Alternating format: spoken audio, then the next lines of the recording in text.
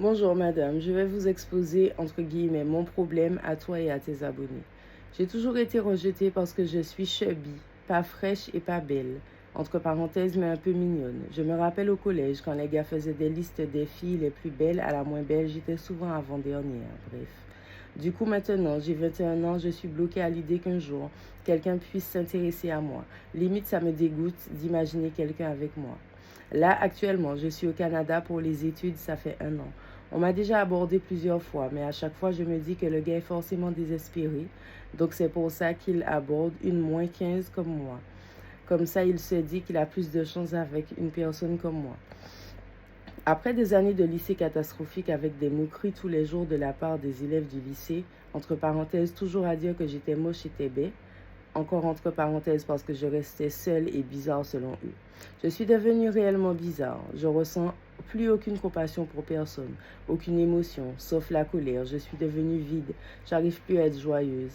Quelquefois, ça m'arrive de rigoler avec mes parents et mes frères et sœurs, mais c'est pas comme avant. Quand on me parle, je suis ailleurs. Mon cerveau est devenu lent. Ça fait 5 ans que je parle à personne. J'ai coupé les ponts avec toutes les personnes que je pensais être mes amis.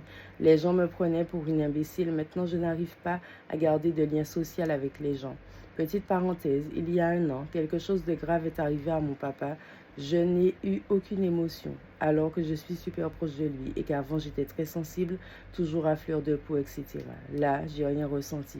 Je sais que je m'éparpille un peu, mais j'ai tellement de choses à dire. Bref, mais parfois, j'ai l'impression de réagir comme quelqu'un de stable mentalement.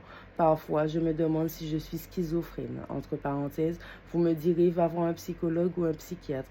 Mais parfois, ces gens-là ne servent à rien. Ils sont là pour manger l'argent des gens. Dites-vous que parfois je suis là, posée d'un coup, et je me rappelle mot pour mot des choses que les gens disaient sur moi. Je me rappelle même des dates.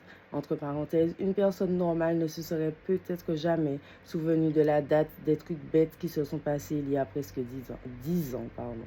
Je me suis fait une petite introspection sur moi et la conclusion est que chaque situation que je n'ai pas réussi à surmonter, entre guillemets, est en quelque sorte, m'a conduit à un état de déréalisation ou de dépression. Ça m'énerve tellement. Ça m'énerve tellement de ne pas avoir un mental d'acier, en fait, dans ce monde. Si tu es faible, on te détruit et c'est ce qui m'arrive. Bref.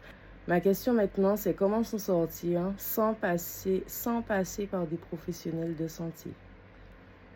Madame, je pense que ce serait obligatoire. Comment soigner la santé sans passer par la santé mentale, sans passer par des professionnels de santé, si vous-même vous dites que vous n'en êtes pas capable toute seule.